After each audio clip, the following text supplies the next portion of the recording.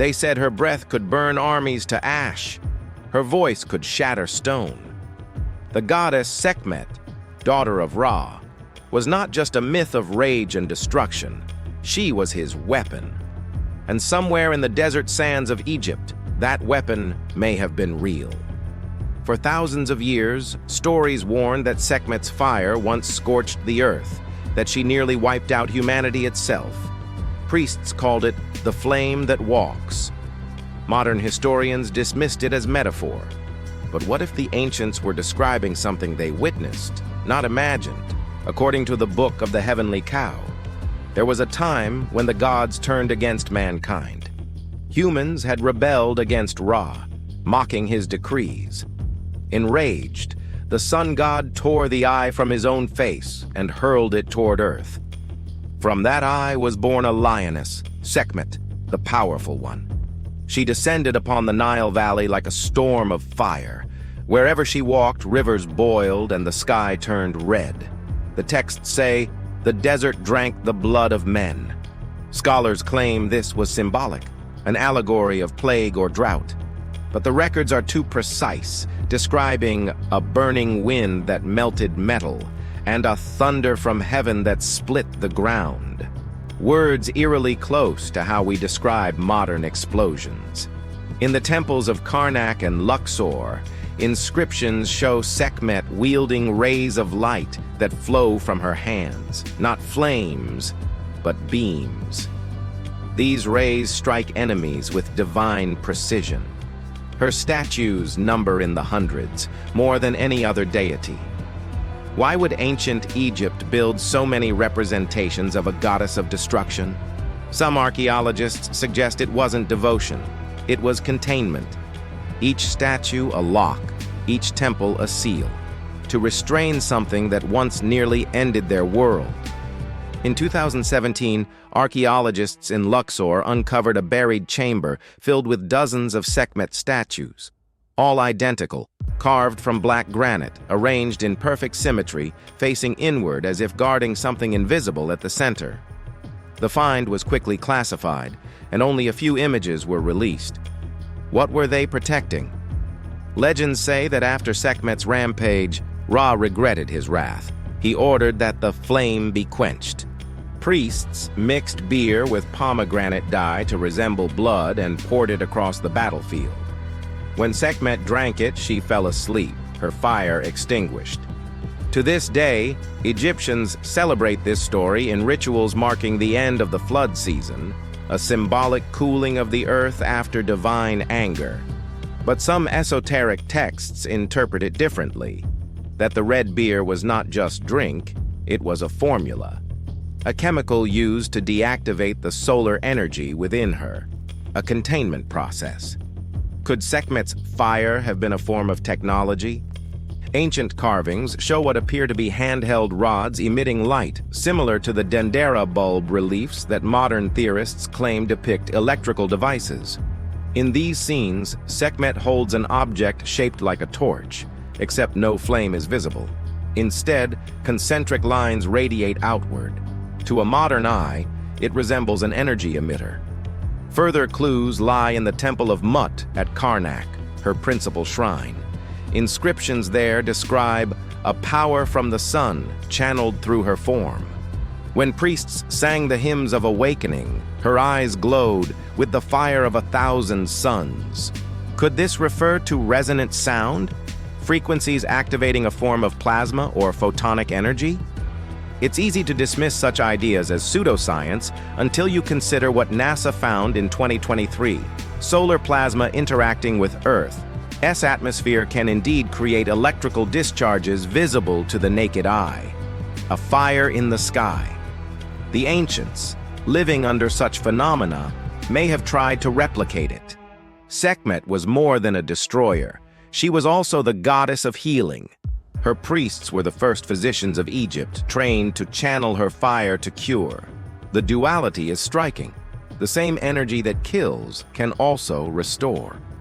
In her myths, Sekhmet's rage turned to compassion. Her flames became light that regenerated the sick.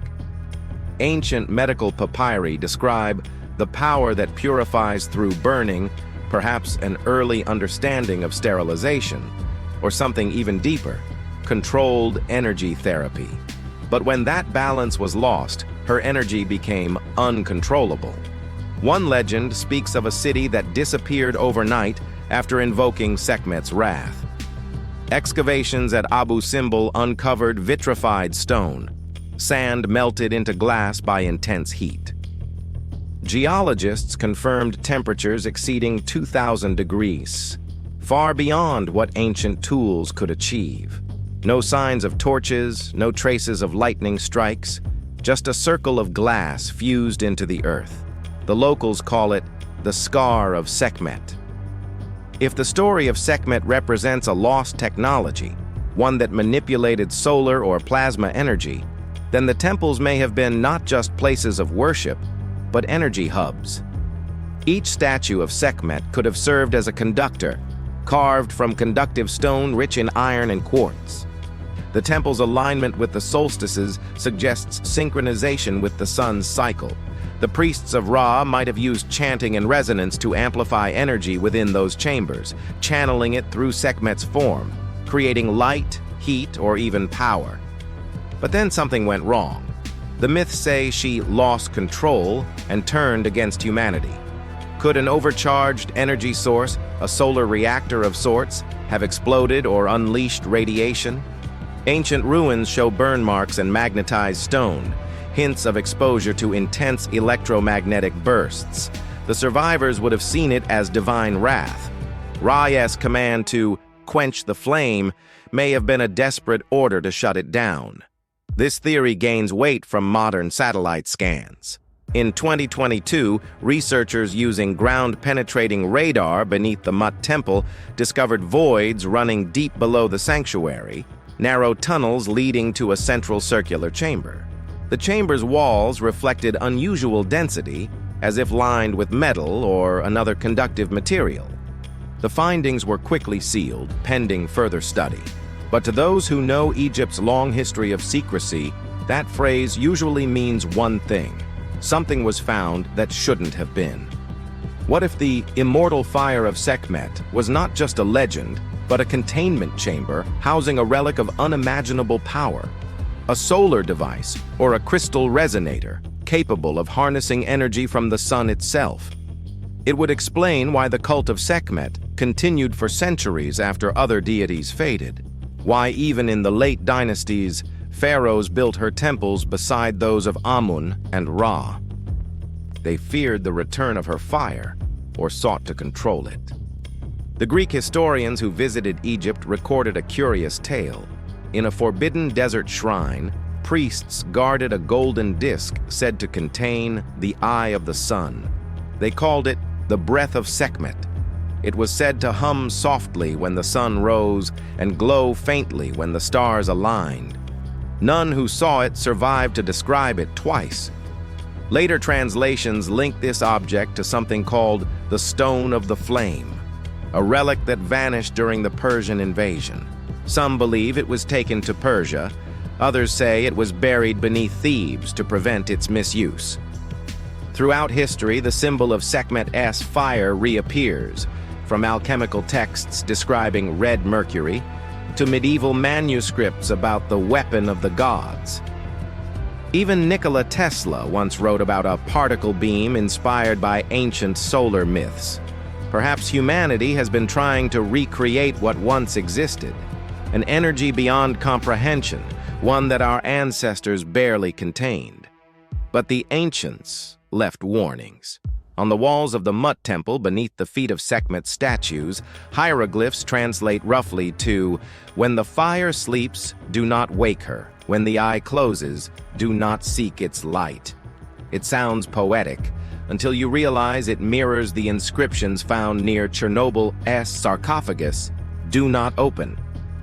There is a chilling possibility that the gods were not divine beings, but survivors of a previous civilization, one that mastered energy manipulation and left behind guardians like Sekhmet to ensure no one repeated their mistakes. When that civilization fell, its technology was buried under myth, its science rewritten as religion, and the greatest of those secrets the weapon of the gods, was sealed beneath lion statues, beneath temples, beneath time itself.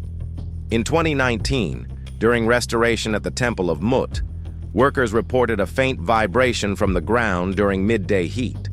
Instruments recorded an unexplained electromagnetic surge lasting 7 seconds. Local myths say that when the sun strikes Sekhmet's statue at the right angle, her spirit awakens. Perhaps that vibration was coincidence. Or perhaps the ancient system still hums, dormant but alive, waiting for the stars to return to their alignment. Sekhmet represents the paradox of human power.